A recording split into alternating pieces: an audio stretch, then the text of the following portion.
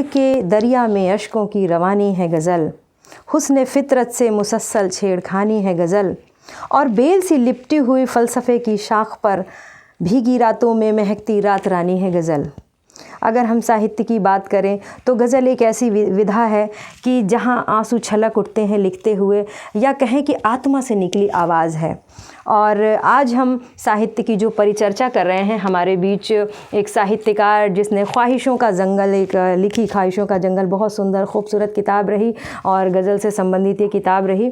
तो मैं आज आप सबके बीच सरिता सिंह उपस्थित हूँ आपके इस कार्यक्रम लाउड स्पीकर 90 FM पे साहित्य के इस संगम में। और जो साहित्यकार आज हमारे बीच उपस्थित हैं डॉक्टर मृत्युंजय नवल उपाध्याय। नमस्कार सर, स्वागत है आपका। नमस्कार।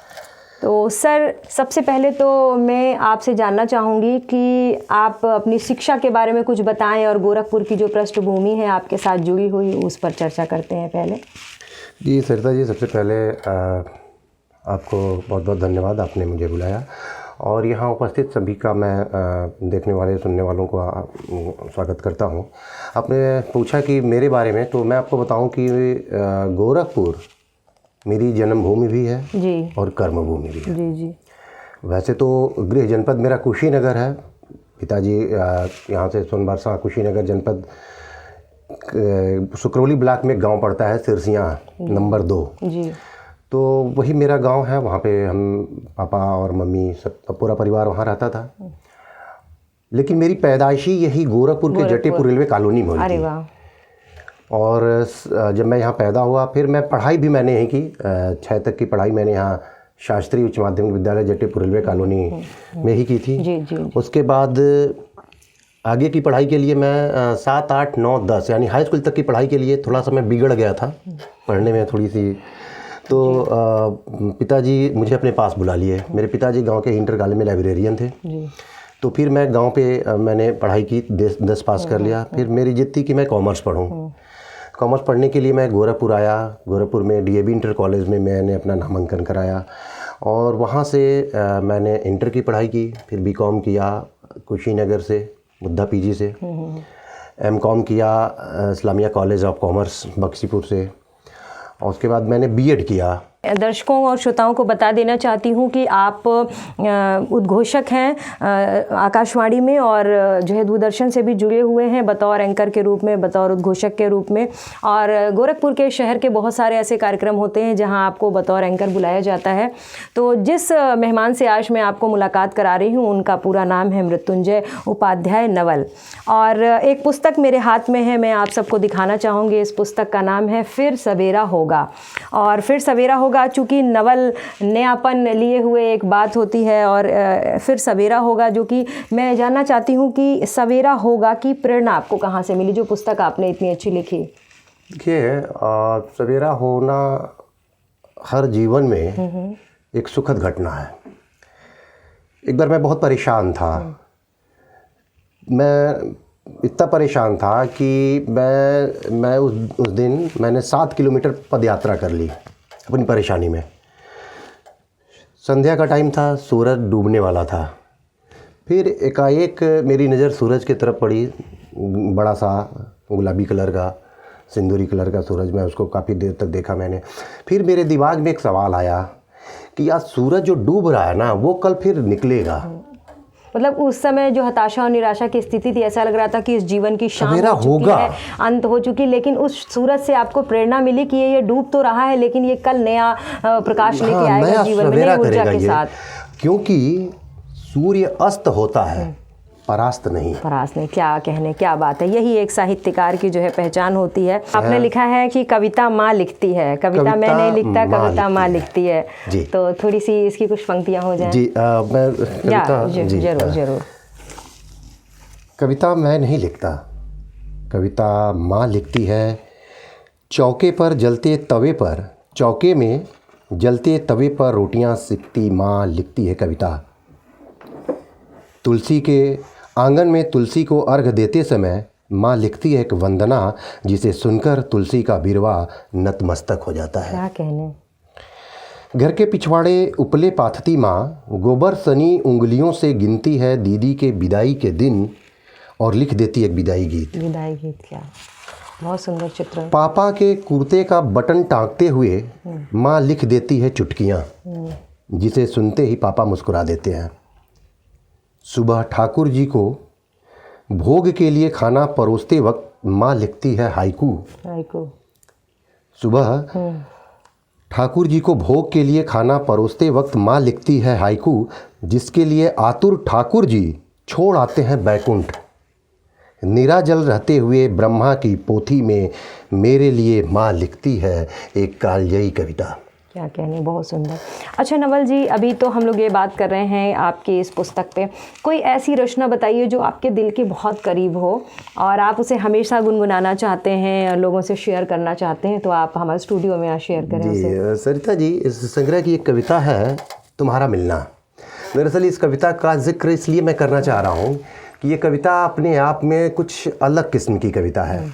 ये कविता अलग किस्म की इस मायने में है, इस कविता को जब मैंने लिखा था तो इस पे चर्चाएं भी हुई कि हिंदी साहित्य में एक नया प्रयोग किया गया है। और कविता का टाइटल है तुम्हारा मिलना। कविता है कि जब तुम मिलती थी, आप आनंद लीजिएगा इस कविता का, कि जब तुम मिलती थी तो अनायास ही सामने बिछ जाती थी कई राहें। जब तुम मिलती थी तो अनायास ही सामने बिछ जाती थी कई राहें। व्यस्त हो जाता था पलकों पर ख्वाबों का नेटवर्क, और निगाहें तुम्हारे कदम चूमती कि तुम चलोगी किस डगर पर। क्या कहना। जब तुम मिलती थी तो अनायास ही सामने बिछ जाती थी कई राहें। व्यस्त हो जाता था पलकों पर ख्वाबों का नेटवर्क, और निगाहें तुम्हारे कदम चूमती कि तुम चलोगी किस डगर पर। जब तुम मिलती थी तो मन कांप जाता वाइब्रेशन की तरह।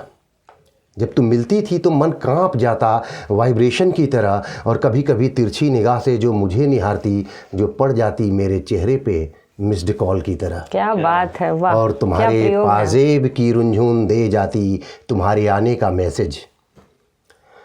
और तुम्हारे पाजेब की रुंझुन दे जाती तुम्हारे आने का मैसेज। अब तुम नहीं मिलती तो सामने बिछी वही राहें जिनसे संपर्क नहीं हो पाता। अब तुम नहीं मिलती तो सामने बिछी वही राहें जिनसे संपर्क नहीं हो पाता। मन भी स्विच ऑफ हो गया, मन भी स्विच ऑफ हो गया कि जैसे तुम्हारा मिलना कोई रॉन्ग नंबर था। क्या कहने, वाह। जैसे तुम्हारा जो मतलब जो कविता की अंतिम पंक्तियां हैं कि वाकई एक दृश्य आपने उकेरने का प्रयास किया है कि मोबाइल की जो ज़िंदगी है और बिल्कुल ज़िंदगी से मोबाइल को जोड़ने का प्रयास किया है कि फ़ोन नहीं लगता है। तो वाकई रिश्ते मोबाइल से लेकर के सारे रिश्ते सीमित हो गए हैं, और अगर जो नहीं है तो ऐसा लगता है कि बिल्कुल नॉट रीचेबल हो गए हैं वो सारे रिश्ते। जी, तो बहुत सुंदर प्रयोग किए। अच्छा, इन प्रयोगों की प्रेरणा आपको कहाँ से मिलती है? दरअसल कविता मैं बहुत बचपन से लिखता हूँ जी।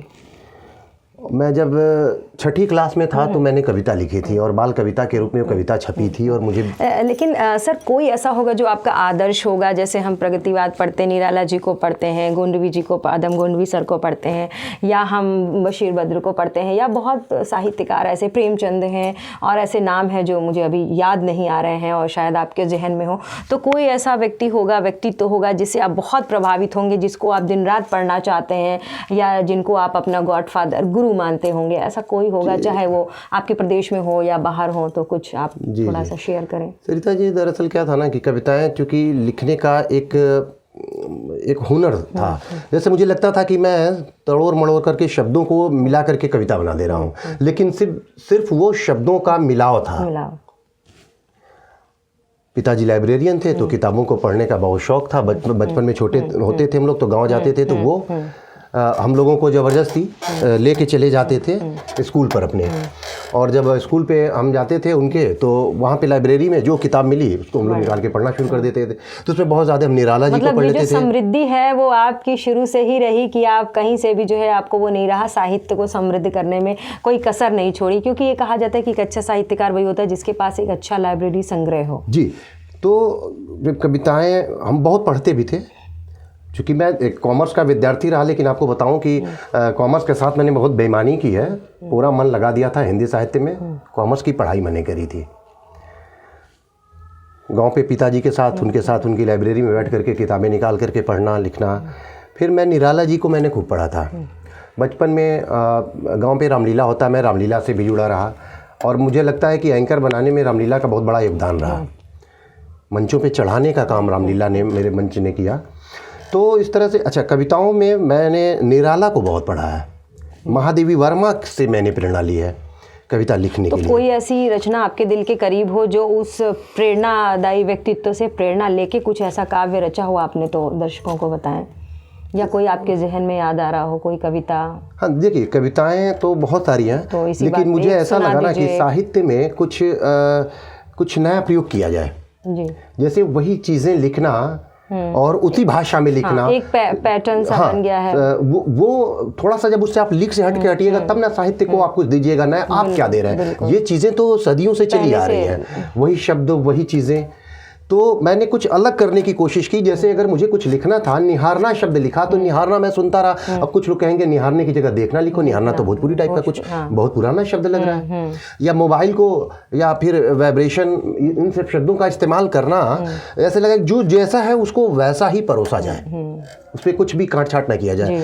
जैसे कविता मैंने जब क्या नाम है, मुंबई ताज होटल पे हमले हुए थे, उस दौरान मैंने रोते हुए कविता लिखी थी। वो कविता इस संग्रह में होगी और मैं वो कविता आपको सुना दूं कि बहुत दिनों के बाद फिर मेरे आंगन में आ बैठी वो गौरैया जो कभी स्वर्ण बदना थी।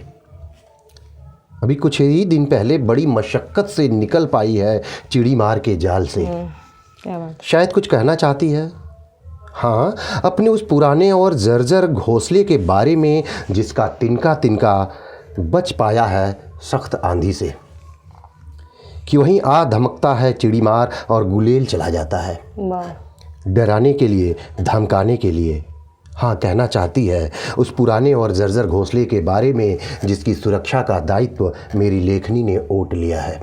बहुत अच्छा। बुक आप देख रहे हैं ख्वाहिशों का जंगल, ये भी जो है मृत्युंजय उपाध्याय नवल जी ने लिखी है। और इसी से मैं कुछ शेर कहती हूँ कि लांघ कर दरिया उसकी रवानी भूल जाते हैं, लगा कर ठोकरे राहें चट्टानी भूल जाते हैं, और बाप की मजदूरी मजबूरी घर की देखकर मासूम बच्चे अपनी नादानी भूल जाते हैं।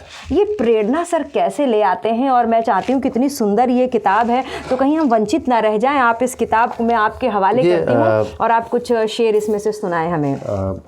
मैं काफ़ी मज़दूरों के बीच में भी रहा हूँ और इस तरह के शेर तभी बनते हैं। आपने जो सुनाया था कि लांघ कर दरिया उसकी रवानी भूल जाते हैं, लगा कर ठोकरें राहें चट्टानी भूल जाते हैं, और बाप की मजदूरी मजबूरी घर का देखकर, बाप की मजबूरी घर का देखकर मासूम बच्चे अपनी नादानी भूल जाते हैं। यूं रोजी रोटी की बेबसी में फंसकर कुछ बूढ़े अपनी जवानी भूल जाते हैं। पकड़कर पगडंडी चले थे जो शहर में, वे रहनुमा गांव की किसानी भूल जाते हैं। ये बड़े अदब का शहर है संभल के रहना, ये बड़े अदब का शहर है संभल के रहना। नए दोस्त मिलते ही यादें पुरानी भूल जाते हैं, और सज़ा देंगे बिना किसी आरोप के भी, सज़ा देंगे बिना किसी आरोप के भी, बड़े लोग कब बेईमानी भूल जाते हैं। और हम कभी रोना रोते नहीं मुकद्दर का नवल, पूछ कर आंसू अपनी परेशानी भूल जाते हैं। क्या शानदार। अब चलते चलते बस अब कार्यक्रम एकदम समापन पे है। मैं चाहूँगी कि जो पसंदीदा एक कोई चंद शेर अशरार आप इस पुस्तक से हमें दे दो, जो फेवरेट वाला हो बिल्कुल आपका। अब चलिए, मैंने ये सब लिखा, सब बच्चे ये सब तो सब फेवरेट ही हैं। और मीरा प्रेम दीवानी सी और इस तरह का कुछ है? हाँ, ये सुना दीजिए कि मीरा जैसा प्यार कहाँ है, मीरा जैसा प्यार कहाँ है, मीरा जैसा प्यार कहाँ है, सपनों का संसार कहाँ है, चांद से गोरे मुखड़े पर बिंदिया का श्रृंगार कहाँ है। आहा, क्या बात है, क्या कहने कि मीरा जैसा प्यार कहाँ है, सपनों का संसार कहाँ है, चांद से गोरे मुखड़े पर बिंदिया का श्रृंगार कहाँ है। उसे बुला लूँ जब चाहूँ मैं, उसे बुला लूँ जब चाहूँ मैं, वो आने को तैयार कहाँ है। नफरतों की जड़ जो काटे, नफरतों की जड़ जो काटे, सुलेमानी तलवार कहाँ है। सावधान अब कुत्तों से, ध्यान दीजिएगा, ये आखिरी शेर है कि सावधान अब कुत्तों से, सावधान अब कुत्तों से स्वागतम लिखा द्वार कहाँ है। अब बड़े गेट पे लिख दिया जाता है सावधान, कुत्तों से सावधान रहें और कुत्ते। वाह क्या कहने, कि बड़ी सावधान सुंदर अब प्रयोग। कुत्तों से स्वागतम लिखा द्वार कहाँ है, सपनों का संसार कहाँ है। और चलते चलते कि अरे यार घबराते क्यों हो, घबराते क्यों हो, अरे यार घबराते क्यों हो, बीती बात पछताते क्यों हो, जो होगा वो देखा जाएगा, देखा जाएगा, जो होगा वो देखा जाएगा, बात बात में डराते क्यों हो, डराते क्यों हो, क्या बात है, क्या बात बात बात में डराते क्यों हो, मिट्टी का तन मिले मिट्टी में, इस पर इतना इतराते क्यों हो, मिलना है तो मिलो खुलकर, बात बात में शर्माते क्यों, क्या बात है, क्या बात है। घायल हो जिससे मन का पंछी, घायल हो जिससे मन का पंछी, वही बात दोहराते क्यों हो, क्या बात, वही बात दोहराते क्यों हो। बहुत खूबसूरत, बहुत खूबसूरत। और बस, और आपकी इतनी सुंदर सुहानी बातें, और स्पेशली जो आपके जो प्रयोग रहे आज की जो वर्तमान पीढ़ी में, आधुनिकता मतलब भूगोल, इतिहास, नागरिक शास्त्र, अर्थशास्त्र, जो कि निफ्टी की बात आपने की अपनी कविताओं में, तो मुझे लगता है कि वो सारे विषयों का समावेश जो रहा, ये एक नवरत्नों वाली बात आ गई कि एक स्पेशलिटी आपकी कविताओं की रही। और मेरे जो दर्शक और श्रोता इसे सुन रहे हैं उन्हें भी बिल्कुल रास आई होगी आपकी कविताएं। और देखने और सुनने के लिए लॉगिन करिए लाउड स्पीकर 90 FM, बजाओ बजाओ जरा झूम के बजाओ।